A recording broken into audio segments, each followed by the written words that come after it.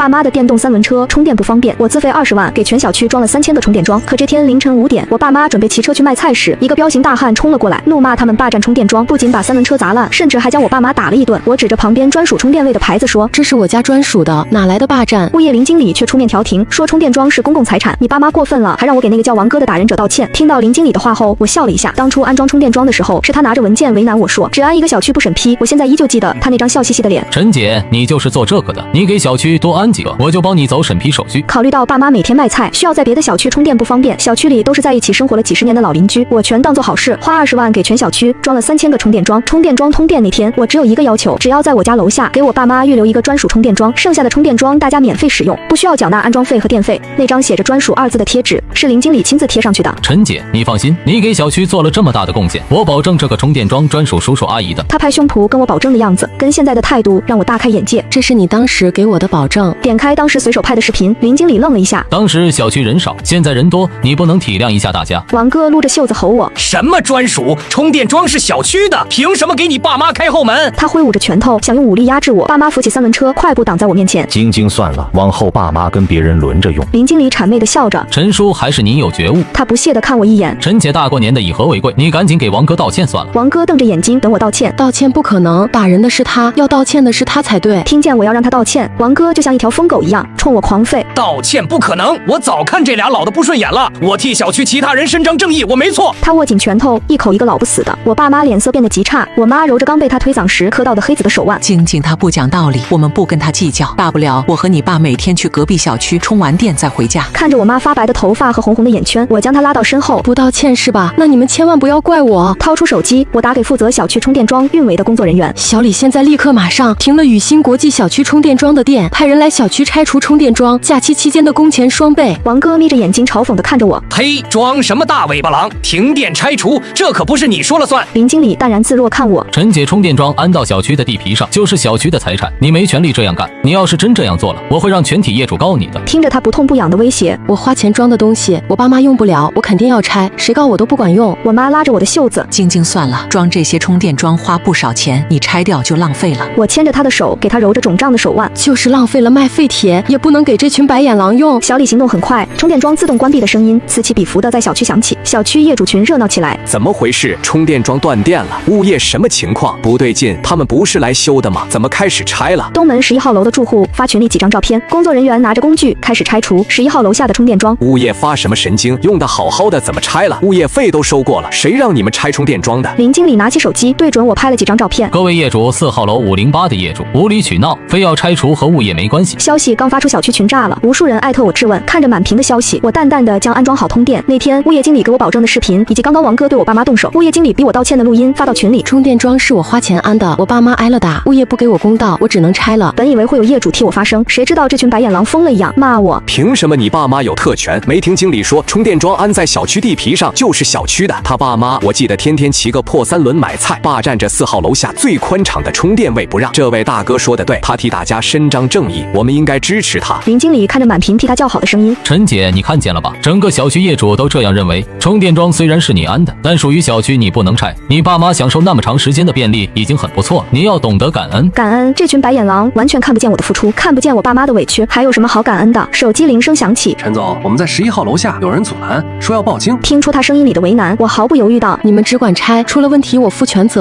掛斷電話，5分鐘後陸續有不同樓的業主發了照片。物業別裝死，再不管的話要拆完了。見我動真格了，林經理瞬間急了，他拿出手機在撥號鍵敲下1103的數字威脅我。陳晶晶，讓你的人停手，否則我就報警了。我冷笑地看着撥號鍵，報啊，我不怕。看他猶豫不決，我掏出手機撥通了報警電話。宇星國際4號樓有人惡意毆打老人。王哥的臉瞬間白了。我沒毆打他倆，是他倆影響我充電，我替大家伸張正義。我指着我爸額頭剛止血的傷口和我媽腫得像饅頭一樣的手腕。你沒毆打的話，我爸媽身上的傷是哪來的？伸張正義你說了不算，等經查來了就知道了。爸媽站在我身後，我爸看着不講道理的物業。也好，正好讓經查評理，看看到底誰對誰錯。林經理氣憤地指着我爸鼻子大罵：哎，我說，要不是你倆非占着充電樁，王哥怎麼會對你倆動手？怎麼，你這麼一大把年紀了，也要跟着你不懂事的女兒胡鬧嗎？胡鬧！我女兒說的對，錢是我們花的，打是我們挨的，做錯的人卻不道歉，天下哪有這麼便宜的事情？我爸緊握我的手。晶晶是霸忍習慣了，總感覺都是鄰居沒必要，可今天必須要討回這個公道。我爸當老好人習慣了，今天能制冷起來，看來也是咽不下這口氣。眼看整個小區的充電樁都要拆完了，小區群裡的消息越來越多，不少人不顧這幾天降溫，紛紛圍觀在4號樓下。陳晶晶，你過分了，快點讓你手下人停下，要不等警察來了，你討不到便宜。林经理咬牙切齒地看着我，看他气急敗壞的樣子，我撥通了小李的電話。小李，加快速度，半個小時內拆完，工錢再加1倍。金笛聲越來越近了，王哥臉上出現了慌張的神色。林經理，你可得給我作證，我沒毆打他們，我只是想替大家伸張正義。林经理安抚他道：王哥，你放心，像你這種熱心的業主，我們小區不會讓你寒了心。聽着他顛倒黑白的話，心頭傳來一陣冷意。明明王哥對我爸媽動的手，他卻成了熱心業主。看來今天這個充電樁我拆對了。小李帶人突破圍觀群眾，要拆4號樓的充電樁時，王哥像個大英雄一樣要阻攔。你確定要攔嗎？小李他們年輕力壯，不像我爸媽，等下發生衝突，你影響正常施工，我不保證會發生什麼。他看着拿着錘子的小李，瞬間慫了，往後退了幾步。林经理那個欺軟怕硬的狗東西扯着嗓子阻攔着，可絲毫不敢上前去。拆完了，陳總这些配件怎麼處理？打給廢品回收站，讓他們盡快來拉。見我如此決絕，林經理急得只能跺腳。警察來了，大家快讓開，讓警察替我們主持公道。聽到外圍的業主大喊，林經理像是抓住希望一般，惡狠狠地對我說：陳晶晶，這是你自找的，你千萬別後悔，等下你把家底都賠光了，也是你活該。來了一男一女，誰報的警？我舉手示意，女同志上前給我爸媽驗傷。動手的是誰？老人一把年，結了多大的仇怨？男同志嚴肅地看着林經理和王哥，是他非要說我爸媽霸占充電樁，把我爸媽打了一頓，這是小區監控。沒想到我能拿到小區監控，林經理急了。不，我替王哥作證，是他們先霸占充電樁，王哥只是勸他們別這樣做。勸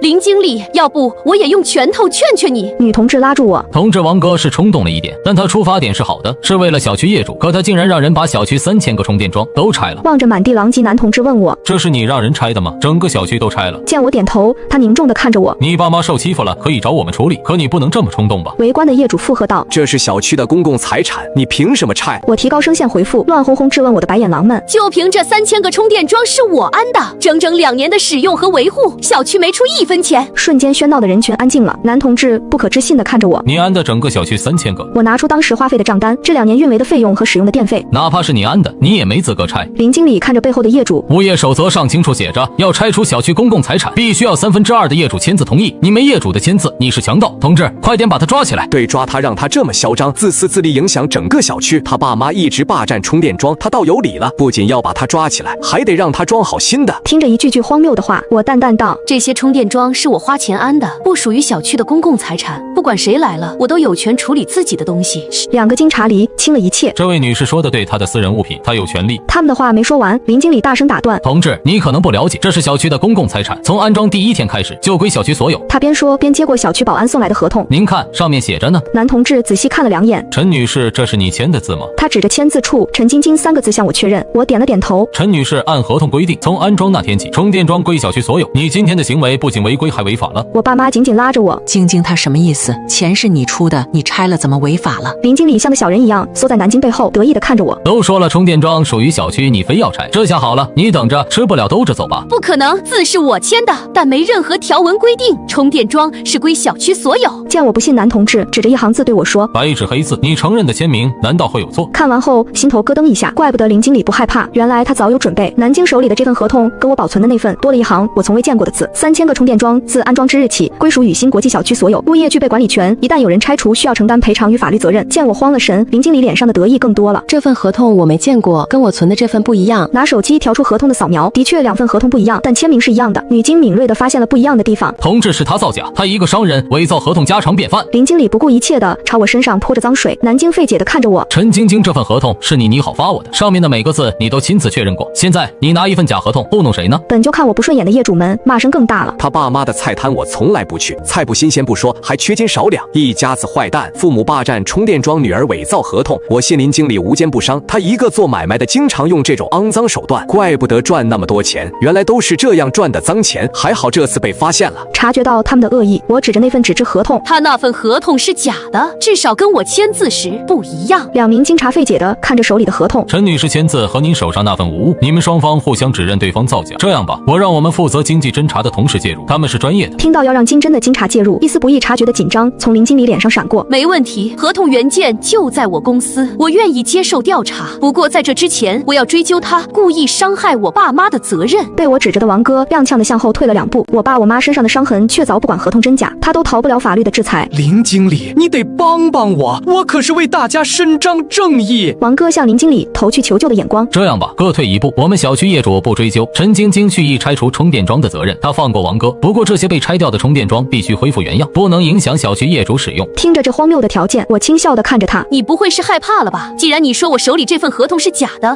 那就讓專業的人來查一查。他指着我的鼻子大骂：陳晶晶，我是在幫你好不好？一旦被查實了，你爸媽的菜卖不成了，你的店也得倒閉，没人願意跟一個偽造合同的奸商打交道。他像施舍一般向我发号施令，只要你把小区充電樁恢復原樣，小區業主願意放你一馬。我靜靜地看着他，沒必要，我沒做過，我不怕。同志，請您聯繫經偵的同志介入。我倒要看看這3000個充電樁到底屬於誰。很快林經理開始慌了，一旦坐實他偽造合同，整件事的性質就變了。見我不動容，他轉頭對準我爸：陳叔都是鄰居，我不想把事情做絕，你勸勸你女兒，只要她認錯，你照常賣菜，她照常做生意。我爸一臉堅定：我不信我女兒會偽造合同，我要求鑑定。3000個充電樁影響很大，經查不敢猶豫，經偵的經查來得很快，不到半天時間，鑑定結果出來了，假的。這不可能，是不是鑑定錯了？哪怕工作人員指着他偽造我的簽名，簽名是陳女士的字不錯，但是後期拓上的。林先生，您涉嫌合同造假，陳女士可以追究您的責任。瞬間林经理的臉色白得像張白紙一樣。不可能，他用多少錢收買你们？林先生，你這是誣陷，你對結果有疑問，可以申請向上級復核。望着林經理氣急敗壞的臉，我淡淡的發問：如果我要想控告他偽造合同的話，直接向法院起訴嗎？得到肯定答复後，我帶着爸媽離開了鬧哄哄的現場。爸媽收拾東西，我先帶你們去住酒店。我媽擔憂地看着我，為什麼要住酒店？我看着在4號樓下沒散場的林經理一群人，你覺得他們會善罷甘休嗎？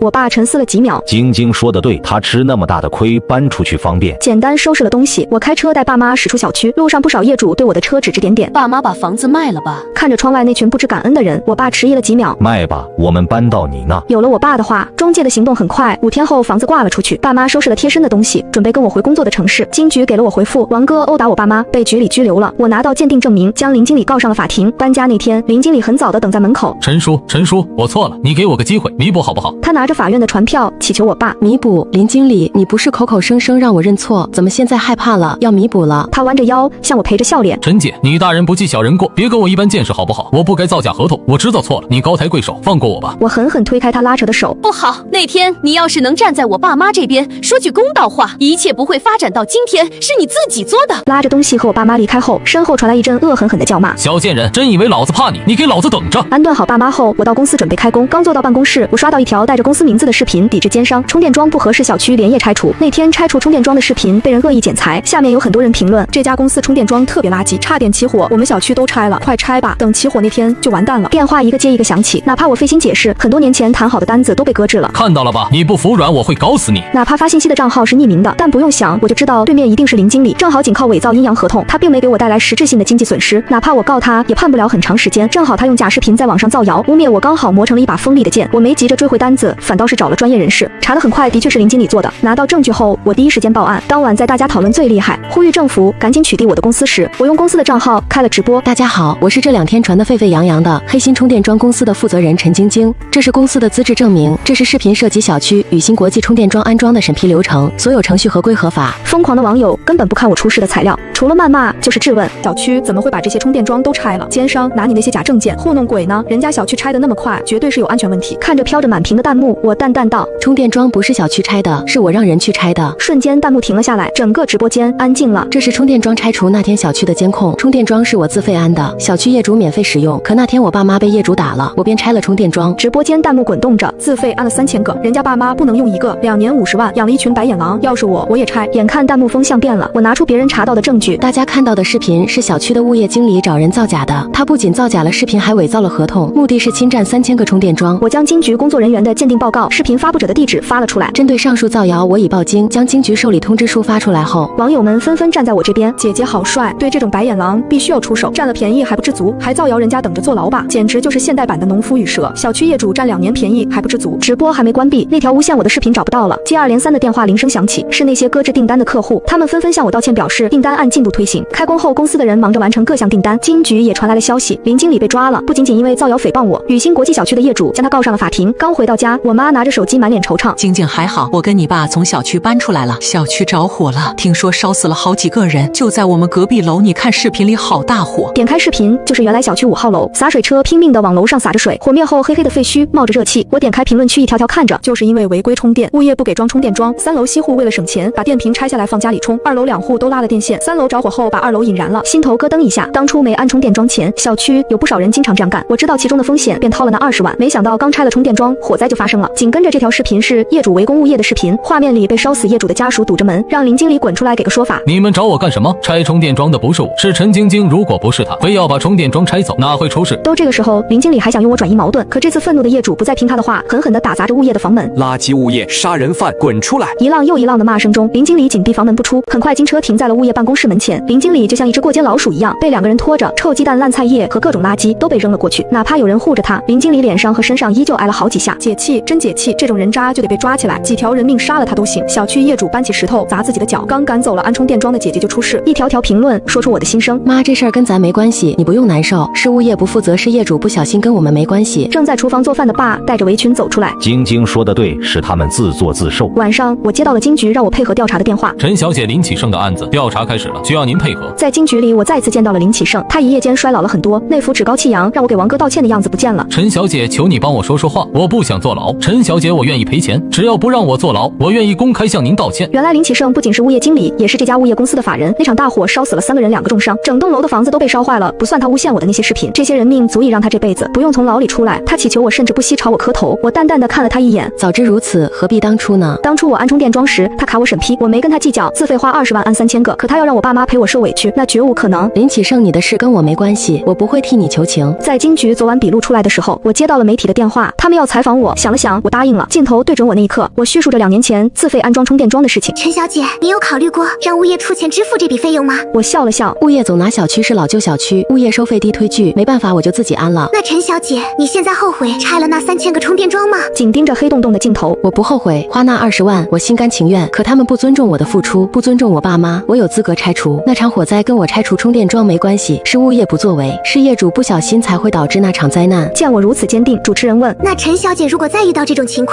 你還願意去安充電樁嗎？我愣了一下，這個問題我沒考慮過。為了爸媽便利，為了整個小區居民的日常生活，我願意花那筆錢。可是這次經歷讓我發現，不是所有的善意都能得到回報。我搖了搖頭，我不確定，但我覺得如果能重來，我會去找物業協商，讓物業擔起責任。採訪結束後，走出電視台，天上飄起了雪花。我將車子停在老小區門口，黑洞洞的3號樓在雪花中佇立着。小陳，是你呀？樓下的張大媽認出我的車，搖下車窗跟她打着招呼。張大媽，小陳，大媽覺得你說的對，他們自作自受，把你當軟柿子捏。不過充電樁拆了後太不方便了，隔壁小區不讓我們充電，新安了门禁。出事後物業公司散了，没有新的物業公司接手。他說的不停跟我分享，我看見不少車子拉着家具往外走着。張大媽，這是？他嘆了一口气，搬家，大家都覺得住在這個小區晦氣，你是不知道，我去買菜都不敢說小區的名字，有人指着我的脊梁骨罵，咱那一棟快搬空了，沒人想在這晦氣的地方住下去。他艱難地推着沒電的電動車朝小區走去，馬上要進小區時，他把車子停在一旁。小陳，大媽問你，如果剩下的業主掏錢，你能不能幫大家安充電樁，哪怕只有一個？看着他渾濁的眼神，我遲疑了。張大媽，我考慮一下。他不好意思地笑了笑。那天我本來要替你爸媽說話的，可他們人太多了，我不敢。大媽只是問問你，不用當真。望着他落寞的背影，看着不停往外搬東西的老鄰居們，我又遲疑了。回到家裡，我听見我爸接着電話：這事我不能做主，我想幫忙，但沒辦法，你再問問別人。我媽坐在沙發上朝我招手。這是你爸接到的第20個電話，都是原來小區打來的。瞬間我明白了，那些沒能耐搬走的人想讓我幫助他們。晶晶爸都回绝了，不用为难。回到房间，替我打官司的律師回我了。林啟盛估計是無期，小區傷亡太大了，他沒什麼錢能賠你，估計就幾萬，你做好心理準備。聽到這個結果，我呼了一口氣，他罪有應得，案子判得很快，拿到賠償金額那天，我帶着施工隊又來到小區，張大媽站在門前拉着條幅歡迎我。張大媽，我能力有限，只幫大家爭取了100個。好，好，好，現在小區人少，100個就夠用了。他拿出一個信封，這是我們剩下住戶湊的錢，不能讓你白貼錢。推拒幾次沒能拒絕他的好意，我將錢收了起來。38000塊是這群沒能力搬走的老弱病殘能湊到的極限。